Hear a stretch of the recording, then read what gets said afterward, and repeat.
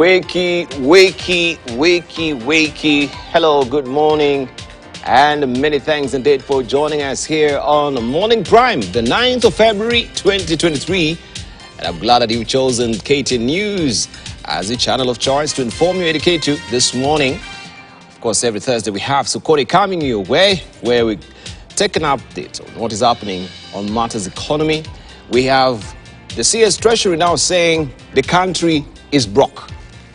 Empty coffers, a pale in hand, is what now the country is experiencing. We'll be looking forward to getting even more loans. This is in spite or despite the fact that we know we're almost hitting the debt ceiling mark. Will Parliament now look for another option of coming up with a new bill to raise the debt ceiling so that we can have room to swing our cards, because the government now cannot operate on empty coffers? The CS is calling on parliamentarians to be patient on the disbursement of the CDF, and also is calling upon members of parliament also to make sure that the utilization of CDF is optimized maximally. We'll be looking at the question of NSSF right now.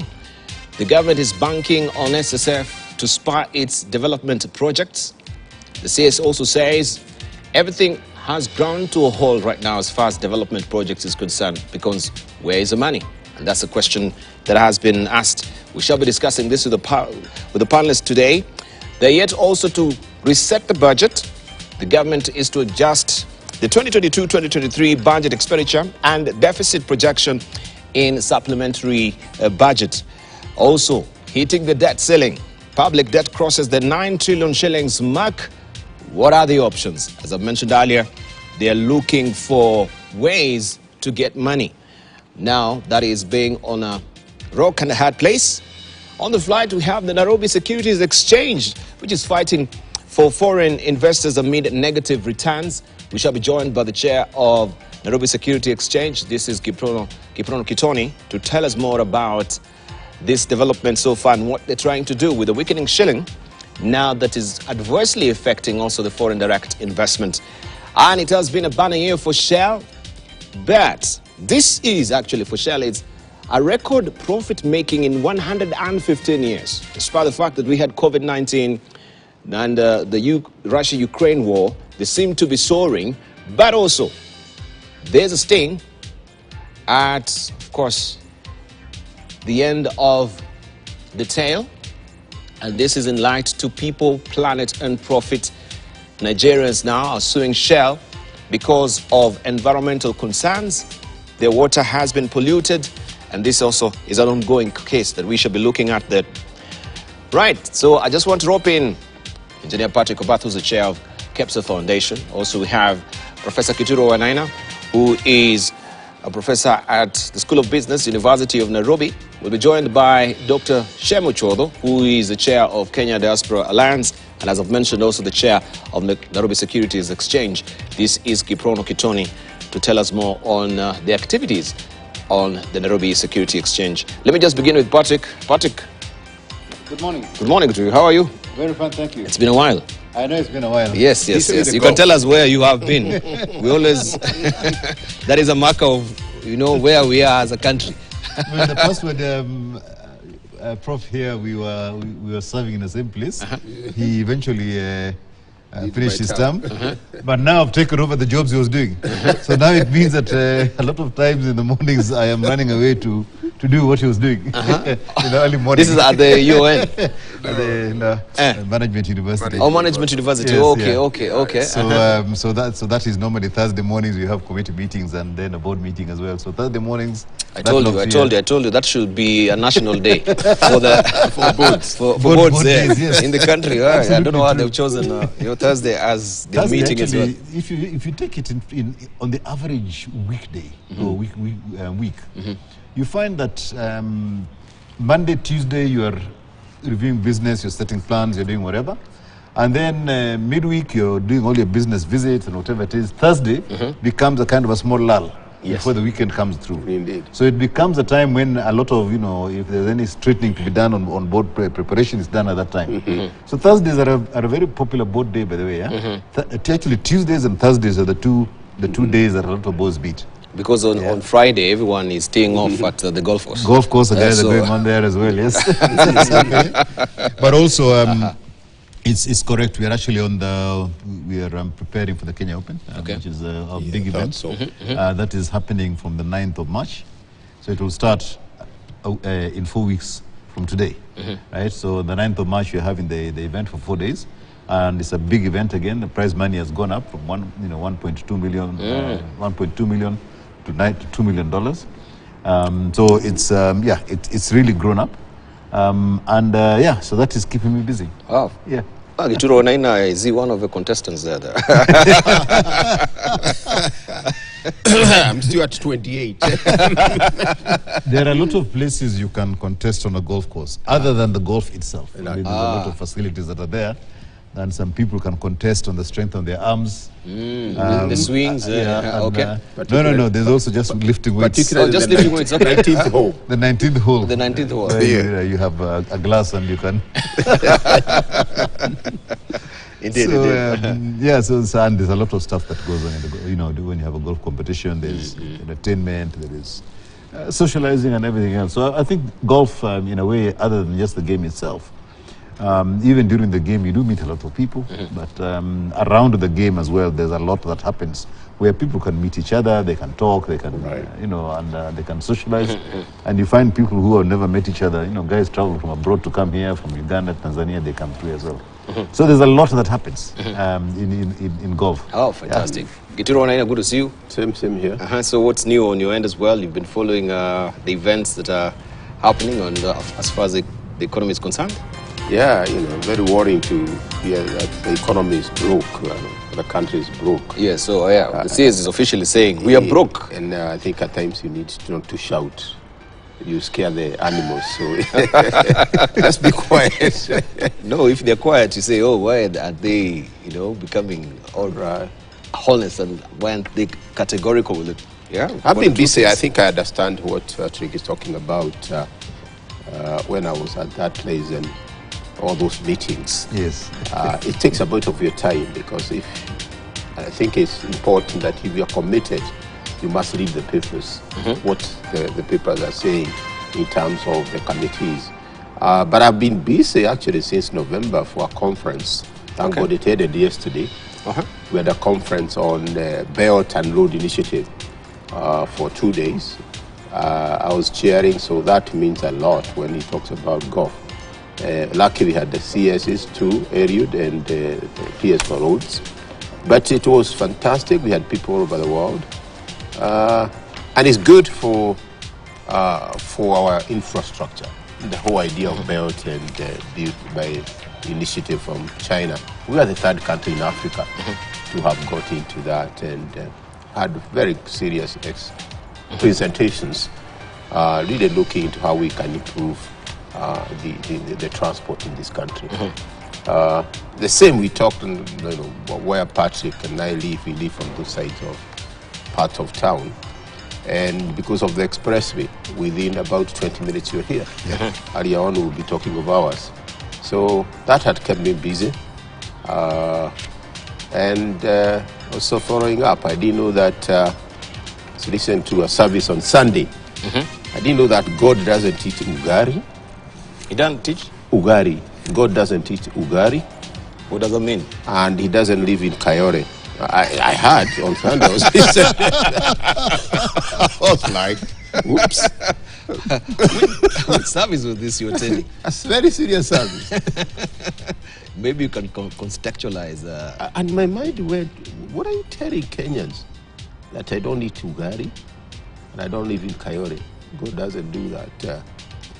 But maybe, I think that was it. I thought some papers would well, maybe you can actually talk about the sermon in context. You'll be misleading a lot of people. Yeah, I think let's leave there.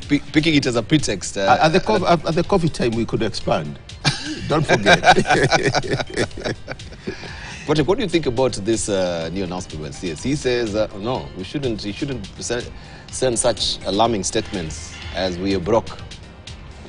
I think, for me, some of the biggest things I am concerned about is messaging. Messaging. Right. I think that's the big picture. Right. It's Right. around messaging. As a responsible body corporate, which a government is, it's a body corporate Right. that has got a business which is running the country, right? And your stakeholders need to have confidence in what you're doing. They also need to not be diverted in terms of supporting what you're doing. Now, when you give alarmist messages, and that's what I call it, when you make statements like that, the country is broke, yeah? Then people begin to wonder, so what does that mean? Right. And everybody will make their own story around the country is broke. Yes. Yeah? Now, how could you say it differently? Right? Let's just talk about how could you say it differently? Yes. Right? If I had a situation whereby I am challenged financially as an organization, right? That's exactly what I would say. That the country is facing financial challenges. Exactly. Right? Exactly. And Not broke. Not broke. Broke, Yeah. broke, has a certain emotive, twist to it. But if you say the country is facing financial challenges, and then you can enumerate them, and people can begin to say, right, we have a challenge, can we find a solution? But when the country is broke, I give up. If you did More or that to a less. private company, Yeah, it will just collapse.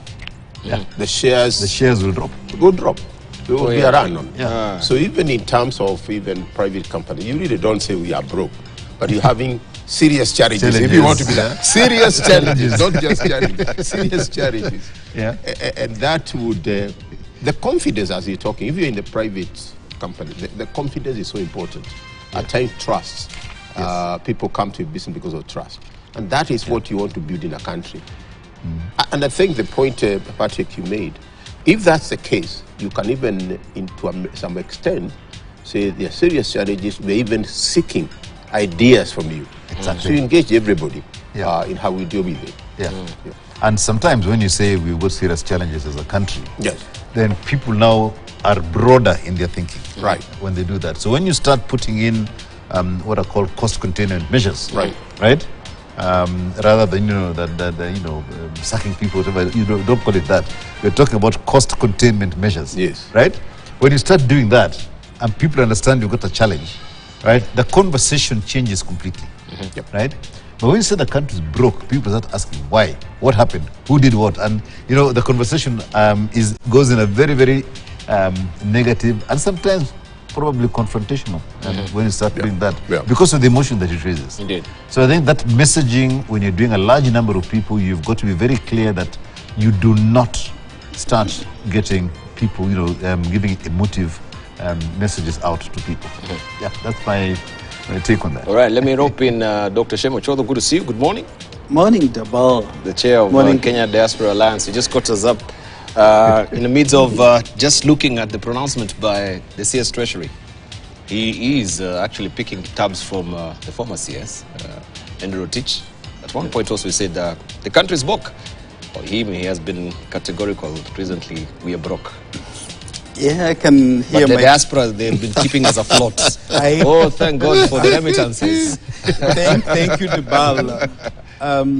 Patrick will recall when nearly 10 years ago, thereabouts, we started talking about this. It was just about $1 billion a year. Yeah. And it was like lone voice in the wilderness, so to speak. But it's come of age, and we barely scratched the surface. But yes, both my good friend, Professor, and Engineer Patrick, diplomats. Yes, but We are sugarcoating, maybe not so much. I don't think I would have put it any better or worse. So, but really, the economy is not doing very well. That's not in doubt. Yep. The high cost of living cannot be denied.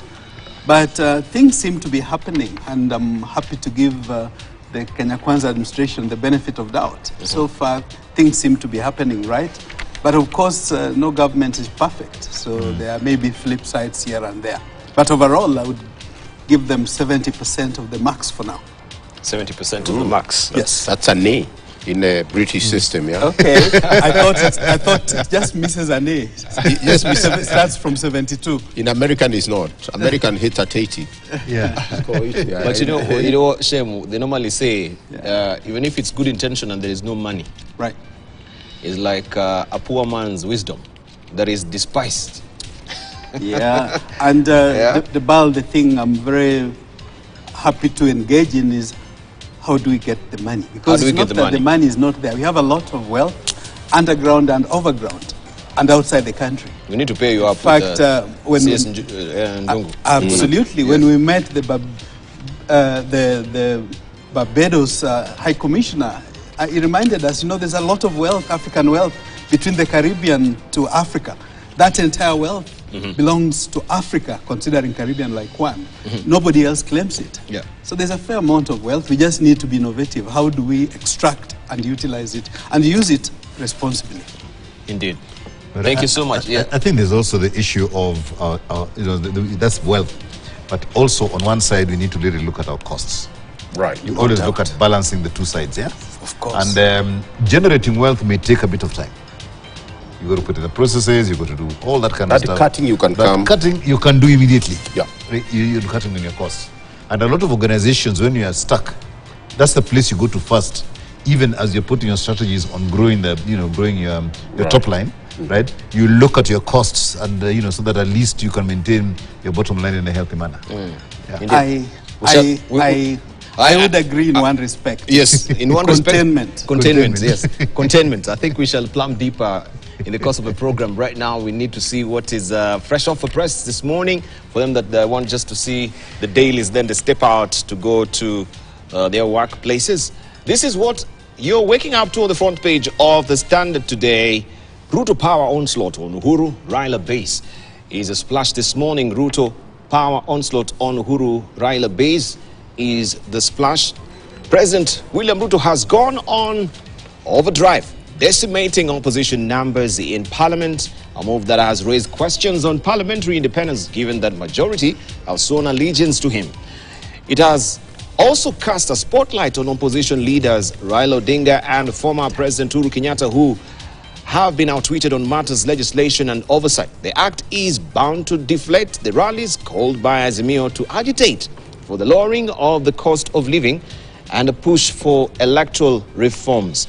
You know the story, but you got the gritty details on page 6 and 7 of the Standard today. And learning yet to start in some grade 7 classes. Causes of delays range from lack of teachers and facilities to not understanding new curriculum. Others include management and finances. Beware, with hot weather comes many diseases. Beware. With hot weather comes many diseases. Hey guys, have you been experiencing this actually? Yeah. Temperatures rising up to 30, 31. Yep. It has been vacillated between 28, 29 there and 31 during the day. You need to take a lot of water. Dehydration is here, so they were saying, beware. Yeah. True. Yeah, so at night, I know most of you are not also using your duvets. Actually, the BAL and plant lots of trees. Yes. I wanted to mention, while I support containment of costs, there are things that can give results in very short time. Carbon credits, one of them. Within a year or so, we would start generating huge amounts of money. Right. Neighboring country, of course, we know made about $5 billion just from carbon credits. So I think we just need to think a bit deeper and execute whatever we plan. But talk about planting trees and something or that. I went, about 2 weeks ago, I was in Othaya. Yes. Nyeri. And what I saw there, I could see why the lady, what was the Nobel Prize winner, Wangari Maathai. Wangari, I could see actually why she was given the Nobel Prize. Sure. It's not even Karura or Hurpa. You go to where she came, Kenny, Othaya, and when you talk about planting trees, that lady was amazing. And one of the lady we had gone to see, she's about 95 years old, told us, before Wangari came in that initiative, you couldn't see as far as your eyes could see. Now you cannot even see your neighbor. Full of trees. Nice. The weather is different. They don't even feel the kind of heat we are talking about.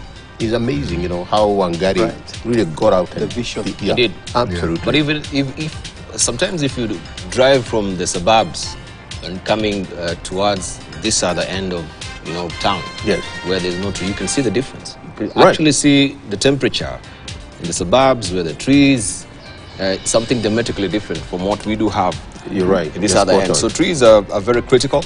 This is what you're being told here. Beware. We shall get to that much later with our panelist. Also honoring Magoha. And he was there yesterday. That is his body in a casket. The procession that we saw yesterday in Starehe Boys Center, procession in honor of former Education Cabinet Secretary George Magoha. He was a student there, and it was also a befitting send-off for him to go there and just inspire a lot of students there, looking back at his life. Farmers throng NCPB for cheap fertilizer. With subsidized manure arriving in cereal board stores, farmers are spending hours waiting in line to access their share as planting season beckons. You have the story on page 19 of the Standard today. Real estate, that is a magazine that comes in handy for you. The hidden costs making housing expensive. You read all about it. All hail King James. LeBron James, LA Lakers. LeBron James became the highest points scorer in the history of NBA, breaking Kareem Abdul-Jabbar's 39-year-old records. And you have the story on page 45. Making history since, I think, 1984. No one has been able to do that. If you're a basketball fan, you want to read all about the hoops, you can head over to page 45 of the Standard this morning. I used to be a very good basketball player, by the way. Yes. What is the height? Come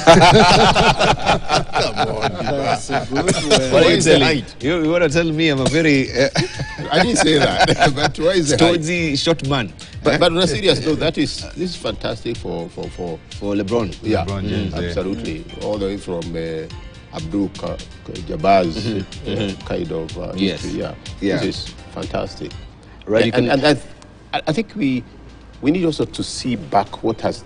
If you read what he has done in the families and support, you see it creates a chain of creating wealth. It's amazing when you look at the things they have done now. People like even Magic Johnson, Indeed. the number 23, Michael Jordan. Yeah. Yeah. And that's what sports. Sports economy. Indeed. I think this is how it stimulates when we're in a dry season like this. We're talking about golf, we're talking about basketball. This is, you mentioned, this is $2 million. Yeah. So I think we need to take critically how sports can also try and help Mr. Njuguna. I think for me, sports, and there's a project I'm actually working on at the moment, is when you look at this issue of funding in universities, the universities have got a lot of assets in the people that are in the university. Now, if you create the right instruments and environment, you can actually make a lot of money as a university. But it's not about exploiting the students, but you're creating a competitive environment in terms of sports, right? And if you do that, it means that at the end of the day, if you create a competitive environment and people begin to see talent rising out of that, that talent is the value. People then see, if it is, say, the University of Tenwek, for want of a better word, it doesn't exist, but a University of Tenwek, which nobody would know about. But all of a sudden, they're producing good footballers, or they're producing good basketballers, or whatever. You can imagine the interest people will have in that place. And they can say, we have invested. So anybody who comes out of here that is taken by any organization, please pay us money, so that we can invest in more for other things. And when that comes into a university or an institution like that, they can begin now to invest in other things, and effectively that creates almost a snowball effect in terms of the university being able to earn money. the issue of these parallel degree courses, that is old hat. They need to be, creative. And I believe sports and generally the creative economy starts at the university. And that opportunity of making money starts at that place. Right. Yeah. And Talking of which, the bar, you mentioned basketball. Yeah. Professor Wainaina and I know at the University of Nairobi were good players. Who you? Tennis, lawn tennis. Lawn tennis. I wondered. Serious game. He was my good partner. But he gravitated towards squash nowadays. Because of the time now. Yes. Having said that, the bar, allow me also to take the opportunity to record condolences. We lost a major sports person. I think Gordon Ochieng, Kenyan gold winner, Tongil Modo, if I pronounced it right. But I fully agree. One of the major, for me, 7 areas where not just billions of Kenya shillings, but probably even billions of dollars I think, can be made. One of them is the creative industry and sports. And just to demonstrate, we're going beyond words.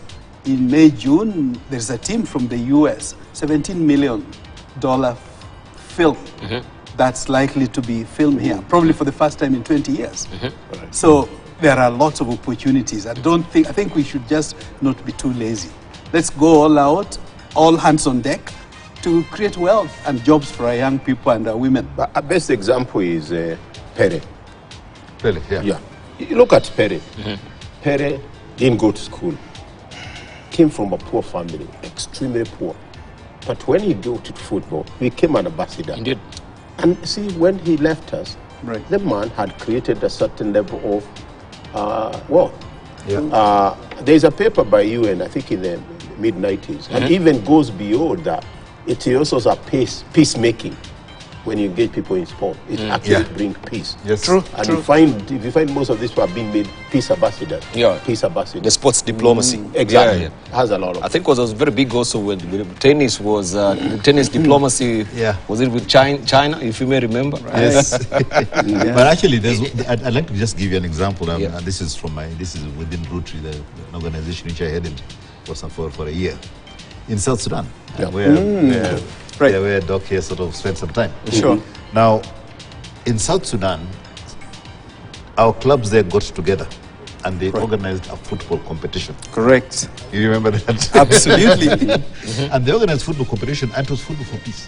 Right. For peace. Correct. Yeah, because all these guys, they were having sort of a lot of tensions internally. Right. And these Rotary people said, well, let's just get something that will bring people together. Right. So when you're on the football field, it's friendly fire. True. Yeah, and you build relationships and so forth and so on. So sports, in a way, in its own right. Nelson Mandela himself as well. How did he breach that particular chasm of racism and apartheid in South Africa through rugby and the Springboks as well? I think that was a winner for Nelson Mandela. As a matter of fact, now that Engineer Patrick mentions, Kenya Diaspora Alliance was part of the team of this South Sudan, Kenya football friendship, football for deepening friendship. As a matter, with a light touch, KDA itself emanated out of South Sudan. So yes, sport as a major way to bring communities and groups together. Its role cannot be underscored. But even the economic part is much, much bigger, Right. which we haven't tapped yet Wow. sufficiently. That is a good eye opener. But with a light touch, we must compliment the sports CES. The breakthrough with FIFA, I think that was a good one. The lifting of the ban, sustain that tempo. That was great. I agree. We should rope him in so that we can actually, good ideas that we have here, so that he can also tell us what is in the pipeline, his strategy in terms of stimulating the sports economy and making sure that we have enough cash flowing in the country now that we are cash crunched. That is a standard for us. Make sure you grab a copy for yourself to read all the details there. We have the Daily Nation up next, and this is what you're waking up to. Big day, by the way, today for Azimio. They're calling for their PGA meeting that is happening at the Stony Athi, and we'll be following that. He's calling for a crisis meeting. This is Raila Odinga. Under siege, opposition leader Raila Odinga is today expected to chair a meeting of the Azimio La Umoja One Kenya Coalition Parliamentary Group following mounting resistance to his anti-government protest rallies and poaching of his camps lawmakers by President William Ruto. This story is tucked away on page 4 of the Daily Nation. As Ruto hosts Jubilee legislators, you have your ellipsis there. As Ruto hosts the Jubilee legislators, President Ruto yesterday met Azimio lawmakers for the second consecutive day as he stepped up efforts to scuttle opposition-led anti-government protest.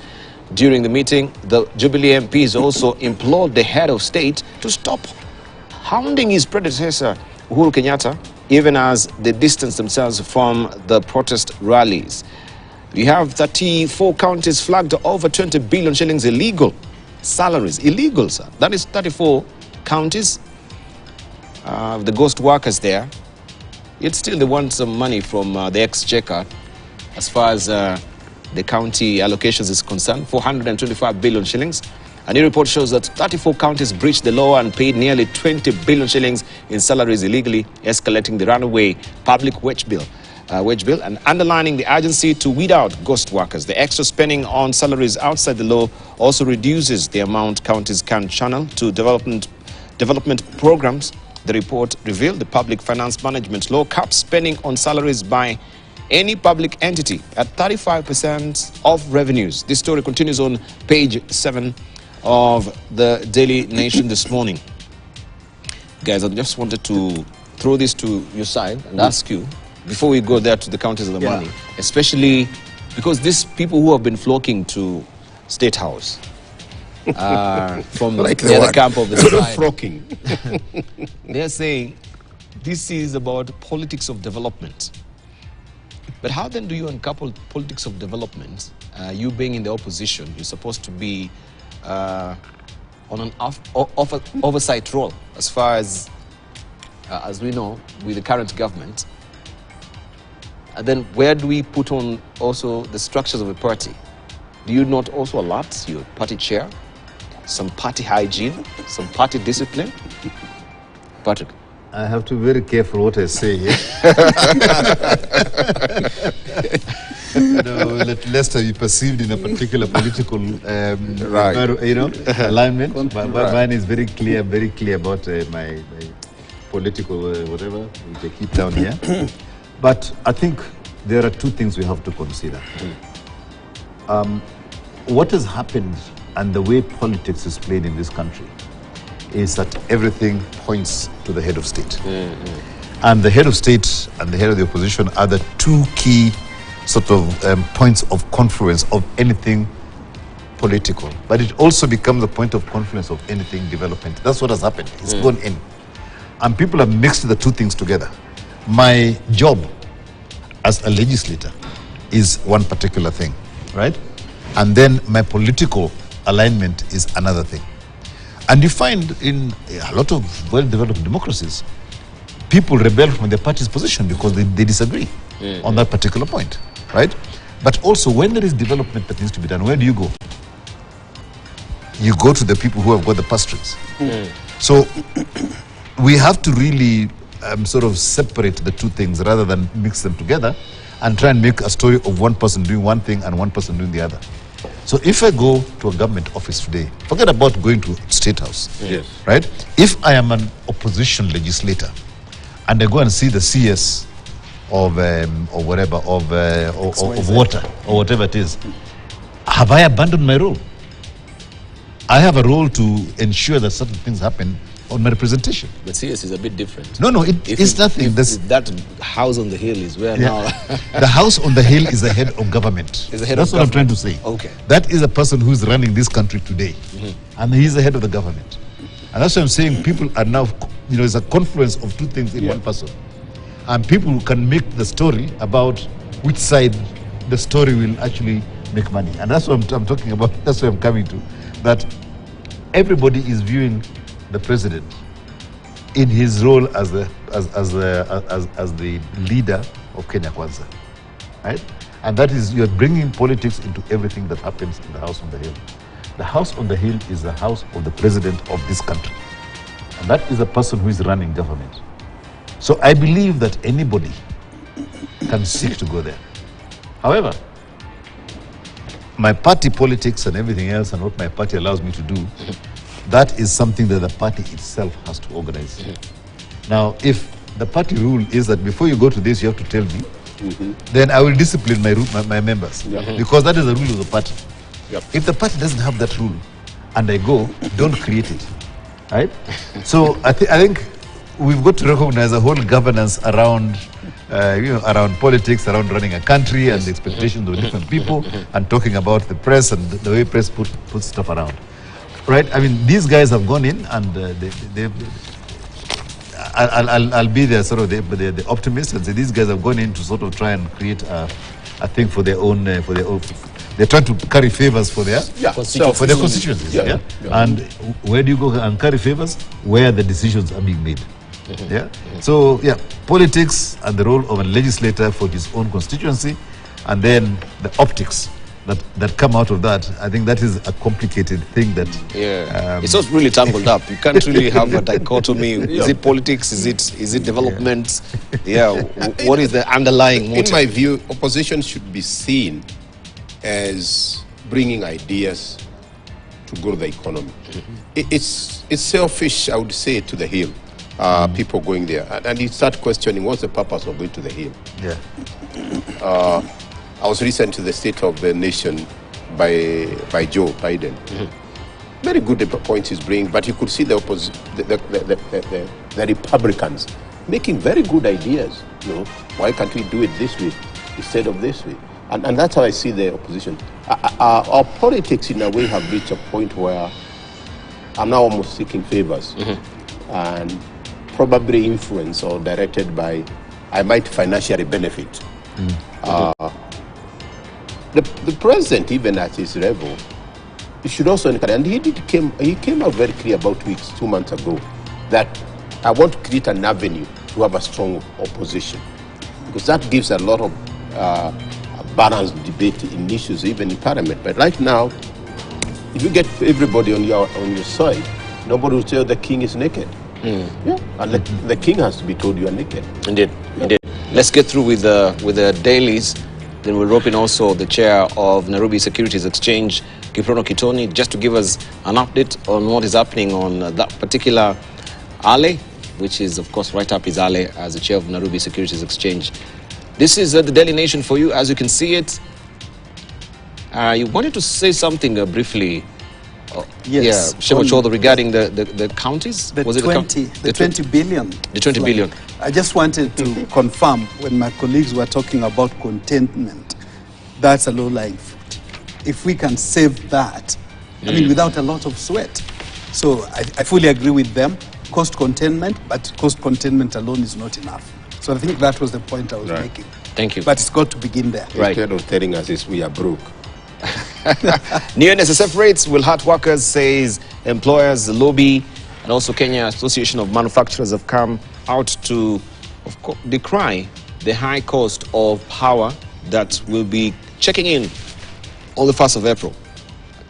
Turkey earthquake toll jumps to 11,000 as more victims pulled from rubble. That is the Daily Nation. Star. Inside Uhuru's 655 million pension packs, provisions come as former allies locked in vicious war. Yesterday I was actually reading all these packs of the president, and for once I thought, maybe I should consider. As a matter of fact, allow me to wear my political hat in that regard. It's very unfortunate. It's very unfortunate. That the very head of state that denied us as one-time MPs to get any pensions at all is taking 655 million shillings. How unfair. So, yes. 651 million shillings? Yes. I was looking at this year, just to finish it up. And councillors, former councillors, have been lamenting. So clearly, this thing of all animals are equal, but some are more equal than others, is really not acceptable. You never read that book of George Orwell serious. Just to run you by some of these packs that Uhuru will be getting. Money allocated to Uhuru's retirement, looking at the star there. We have foreign travel at 120 million shillings. We have local travel. Local travel, 42 million shillings. We have vehicle purchase, 140 million shillings. And by the way, now this you're changing it, is a 3,000 cc. every 3 years, you have to buy a new one. According to, if you read those packs as well. Routine maintenance and other assets, 55 million shillings. You have rentals, 20 million shillings. You have hospitality services, 55 million shillings. So next time when you go to visit the Express, that of course, yeah, hope for a good cup of Chardonnay. Now we know what you like to drink. Maybe to be fair to the former president. Let me finish first, then you say to be fair. Insurance costs 20 million shillings. Fuel, oil and lubricants, 30 million shillings. We have also office furniture and equipment, 50 million shillings. We have office supplies, 6 million shillings. We have printing and advertising, 5 million shillings. And if you just read the Star, of course, it gives you an elaborate, greater details, really getting granular on these packs from drivers, servants as well. Just want to rope in Kiprono Kitone. Good to see you. Good morning. Good morning, Deba. Yes. Sorry, I'm a bit late, but... I was just hoping you didn't go to town. No, I didn't. I just didn't use the correct route to get here, so my bad. Instead of taking the expressway, I was busy trying to maneuver my way here. I guess you have been here for some time. Yes. It's been a long while. Yeah, but Deba, if you would allow me to just weigh in on what you're discussing right now. Yes. Personally, I've been very disappointed over the last few days with what we are seeing evolving in this country. One of the things, and I'm glad to see my friend Patrick Obath here, one of the things that we've always prided ourselves as a country is the very robust democracy that we have. I mean, if we compare ourselves with any of our neighbors, I think this country can be said to be head and shoulders from a democratic perspective. However, what we've been seeing in the last few weeks is a country that is unable to shake itself from its electioneering season. We cannot and we should not, especially we in the business community, we must tell these politicians we do not want to be in campaign mode every year in perpetuity. That's not how we are going to build a strong economy. Nelson Mandela was in jail for 27 years. He took the reins of power in South Africa and did not look at the rear windscreen. He never looked at the side mirrors. He looked at the windscreen and he said, whatever has happened, has happened. Let us move ahead and build a strong South Africa. We know, we know that in the last 5 years, the current president experienced a lot of humiliation, a lot of embarrassment, a lot of mistreatment. But he should be, together with the deputy president, he should be able to move forward because Kenyans have given him the mandate. And what we would want to see the leaders do is concentrate on the job at hand. We don't want to see them concentrating on what President Kenyatta is doing, what Matiang'i is doing. Yes, they did what they did, but for heaven's sake, there's a job to be done. Let them move ahead. Yeah, the economy is in tatters. The global geopolitical situation is not good. Locally, there's a huge crisis economically, and there's a huge task to be done. So what I would like to encourage the political class, starting from His Excellency the President and the Deputy President, for heaven's sake, let this country move forward. Yeah, let them start to execute the agenda. Let the opposition ranks play their role in holding the government to account. Let the government execute the manifesto that they went out to the public and said we are going to do A, B, C, D. And also let the opposition, and I want to ask the opposition as well, to allow the government to get down to work. We don't want to see these demonstrations in perpetuity. We need a strong opposition. We don't want to see also their ranks decimated.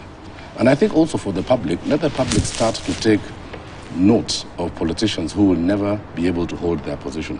If you are in a coalition or in a party that has lost an election, keep your ranks. It's only 5 years, it's fleeting. You will have a chance again in 5 years' time. Yes. Good message. Keep your ranks. Don't be hoping here and there. Patrick, you wanted to comment, was it Professor Kituru on the parks? On the parks? Yes. Yeah, it's the same thing he's saying. It's probably another cost containment, really. Because if you did But cost containment, this is also part of the constitution, so that he's got his law right to. I think there's something they're talking about 55 million entertainment, really. Does really, excuse me, does really Uhuru in terms of, and the father was there, a lot of assets, a lot of property they have. Do we really need this stuff?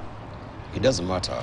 Prof, He has been the this president. constitution was not made for those people. It was made for the average Kenyan Yeah. who goes into the presidency, and when he leaves, he goes back to his. You remember I think is it Bolivian or whatever it is, president who lived in his farmyard with his one-eyed dog and a VW. And a VW. Yeah? Yes. So it was to once you've been a president, it was supposed to give you dignity to go back to your one-eyed dog and your VW in the village, right? That's what it was meant for. Now, if you have people of different capacities, abilities going into that place, unfortunately or otherwise, they still get the same perks that were intended for somebody who was average as a president. So I totally agree with that. The constitution when it was made, it sort of took away all the silly things we do, like corruption, whatever, and everything else. It took that and said, on average, if you had a president of a certain, who came up through the ranks and came there properly, what would you do? How would you want him to leave that and go back to his one-eyed dog and his VW? No, you want him to go back in dignity. So the principle is there. Now the application now is what we're looking at. We are judging the person who is sitting there and saying that he should not receive what it. The service on Sunday is very clear now. That God the doesn't service need, on Sunday. Yeah, doesn't need to Gary. Doesn't live in Kayore. But I wanted to ask, being also a former cabinet minister, do you continue to, of course, benefit from the perks as a cabinet minister? Him being the cabinet minister of finance, so these things sort of topple on one another. You have the perks of the president on top of the cabinet. Whichever, even Musalia himself, do they continue to enjoy these perks? How does it work? I think they do. I mean, for me, I look at it. One of the accounting principles we were taught in university is materiality. I mean, how material are these in the context of our GDP? Yeah, I mean, and I think, like Patrick says, I mean, it looks a bit extravagant. I mean, it could be trimmed down a little bit, and I'm sure that could be something that they could, rationalize. However, it is very important that our leaders retire in their dignity. And again, like Patrick says, that was probably made in consideration of none of the other extras that we know these leaders have. I think myself that it is also for the cabinet secretaries who retire. Some of the continuing parts like security are important because some of them have held very sensitive dockets, like CS Matiang'i and others who were holding the security docket. I mean, leaving them without security and without access to maybe the VIP lounges and things like that would be a bit extreme. So I think for me, there is nothing wrong with granting them the retirement that they deserve. Yeah. Right, Dr. Shem, you want to say something? I was, Debal, I don't know whether that's 655 for what period duration, per year? It's per year. It's annual, I would imagine. If it's per year, Debal, let's be fair, in a situation where I think at least 40% of our people live below poverty level, Debal, but I was saying to be fair to retired President Kenyatta, it's not just him. I think this is meant to apply to all past former presidents, former vice presidents, former prime ministers.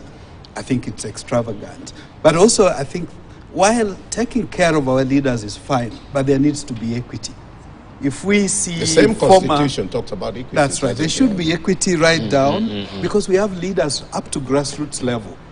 We have former MCAs, former councillors, and so on. So some amount of taking care of them. There is a video that's gone viral of a former assistant minister that's queuing up at Kenyatta National Hospital, although I understand the family has denied this. But if that were true, then we must ask ourselves, yes, let's take care of our leaders, but why just one or two at the top and not right down? Let's have something that's pro rata, that's commensurate with the positions that they held. But above all else, let's consider how the bulk majority of the poor, and particularly for a government that talks of bottoms up, taking care of the hustler, let's be considerate. I think I'm not sure whether you've ever gone to Parliament, and thank God for people like Honorable Ruto here who are able to live a comfortable life even outside of politics. But when you go to Parliament and you go to the streets in that neighborhood, you'll see people who are MPs a few years ago who are in complete and abject poverty. Sure. I'm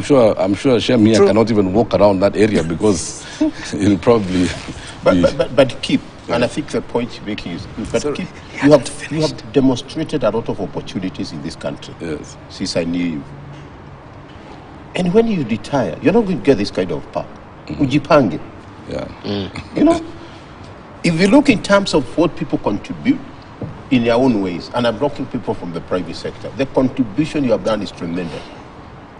But when I retire, it's what I said, what I built myself to deal with it. And I think I tend to take the point Shem is raising. If you look at an economy where you give a watchman 100 shillings, that means a lot. We need to think about it. Sure. It's good to take care of them. Those who have been blessed, they can even take care of themselves. And see, and you can see the excitement into you. You want to be that. No. You don't want to deliver, but to get the pan. I was just saying this with my tongue. Yeah, keep it finished, right? I mean, I think for me, really, it should be across the board.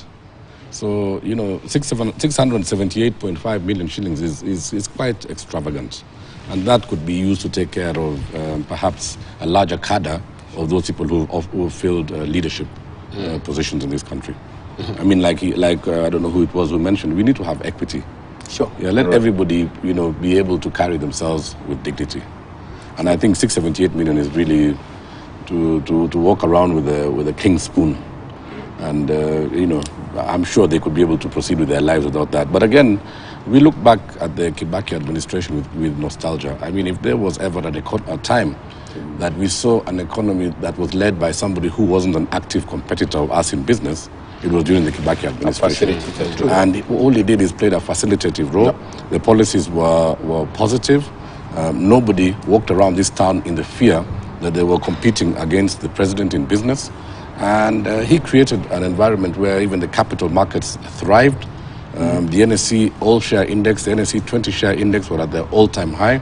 We saw the largest number of initial public offerings from the public sector brought to the market, including companies like Safaricom, which is today the largest enterprise in sub-Saharan Africa. And there is a lot that we can learn from the rule of President Kibaki, and we didn't see any semblance of self-serving. Indeed. And it is my encouragement to the leaders that we have today, President William Ruto, Deputy President Rigathi Gachagua, let them create an environment that enterprise can thrive. We have significant challenges that were brought about by devolution. I've talked about them many times on this show. We are massively over-regulated, and I think the mortality rate of small and medium-sized enterprises is at its all-time low. So, and we've seen a taxman that is so uncreative that is just deepening taxes in the existing wallets. We haven't seen any concerted effort at actually ensuring that businesses are thriving, small businesses are expanding, and we have a simple tax measure like turnover taxes for those at the bottom of the pyramid. And like I said to you before, I've been to 43 of the 47 counties and visited the Juakali sector in all these 43 counties. You will be amazed. If you go to Juakali in Kisumu, for example, where the Juakali industry started, they don't even have a single toilet. There's no piped water. There's no electricity. So how do you go to tax people like that when you don't give them the most basic of services? So enterprises in those places are doing magnificent things. They're building the trucks that you see here. They're building the buses. They're engineering things from start to finish. They don't even own the IP. So there's a lot that the government can do to give these people back and also show them the reason why they need to pay tax. Indeed. Now that you mentioned about something Kibaki, you recall the piece of land of the late President Moi was being taken near where he stayed. And Kibaki is the one who organized, and he got a title for it. And we never knew about it, what has happened. But that was done. But the point, perhaps, if you talk about killing creativity, you're dead. Just go back. Indeed. And look at the young man who brought M-Pesa. I can sit here, we can do so much. It's tremendous. Creativity. Right. Yeah, we need to wind up on that. When we take a short break, then we plumb deeper into issues of the empty coffers. And this is what also you're waking up to on the front page of the Business Daily. Just what we are discussing, the packs of Uhuru Kenyatta. 678.5 million. Retirement packs, that is Kenyatta packs 6 times larger than Kibaki's paybacks. Treasury had earlier omitted the benefits in budget, and as I've just given you a breakdown from the Star, there's a travel, there's a purchase of vehicle, others, employees' wages. We have also refreshments, we have office furniture, car maintenance, all that amounting to 655 million shillings. That is what we have on the front page of the Business Daily. Also, employers to take the biggest hit as NSSF implement Act is another story that you want to follow inside the Business Daily. MPs shoot down plan to transfer Rivertex to Naivasha Special Zone.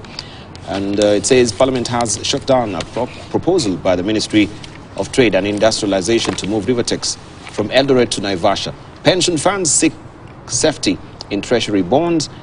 We can also look at that much later. And trade spat looms as South Sudan accuses Kenya of border land grab.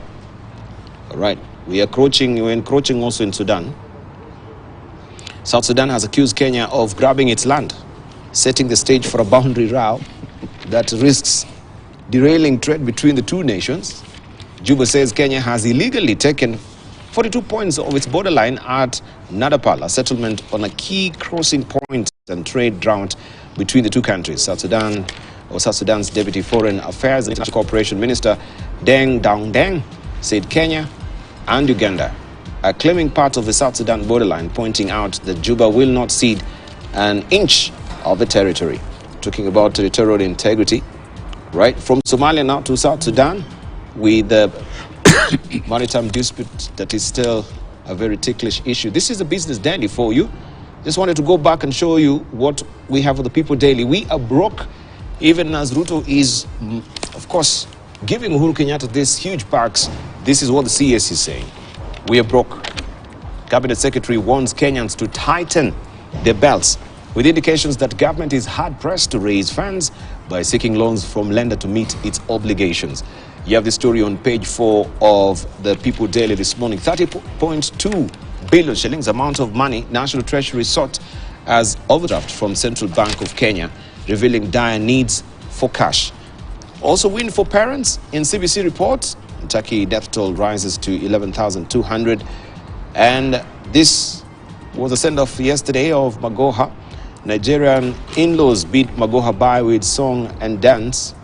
Mourners from the Nigerian community in Kenya during a farewell procession for the former Education Cabinet Secretary, Professor Magoha, at the Starehe Boys Center in Nairobi yesterday. All right, following traditions there. So you'll wonder how Nigerians were here. Maybe Professor Gituro Wanaina can tell us, because also Professor Magoha was he teaching in Nigeria, or we went to Nigeria? He taught in Nigeria. And he went for his... and that's where he got his wife as well? Yeah. Okay. Yeah. So this were in-laws. This is just... Yes, kind of. Yeah. Okay. Condolences to him. We take a short break right now. When we circle back, we continue with more.